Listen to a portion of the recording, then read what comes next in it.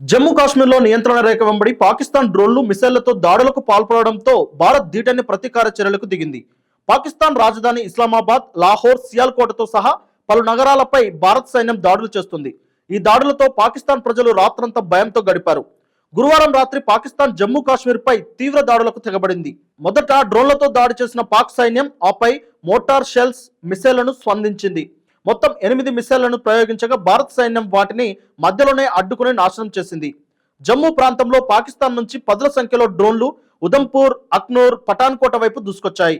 యుద్ధంలో ఉపయోగించే స్వార్మ్ డ్రోన్లు పాక్ సైన్యం ప్రయోగించినట్లు భారత సైనిక వర్గాలు ధృవీకరించాయి. భారత సైన్యం అత్యాధునిక సాంకేతికతో ఈ డ్రోన్లను కూల్చివేసింది. అనంతరం నియంత్రణ రేఖ వెంబడి గల గ్రామాలు, సైనిక స్థావరాలపై పాక్ మిస్సైళ్లను సంధించగా అవి భారత భూభాగాన్ని తాకకుండానే నాశనమయ్యాయి. సత్వారి, సాంబా, ఆర్ఎస్పురా, ఆర్నియా సెక్టార్లో 8 మిస్సైళ్లను పాక్ ప్రయోగించినట్లు భారత సైన్యం తెలిపింది. నియంత్రణ రేఖ, అంతర్జాతీయ సరిహద్దుల వెంబడి ఉదంపూర్, సాంబా, జంబూ, అఖ్నూర్, నగ్రోటా, పఠాన్కోటలో పాకిస్తాన్ స్వార్మ్ డ్రోన్లు ఉపయోగించినట్లు భారత సైన్యం ప్రకటించింది.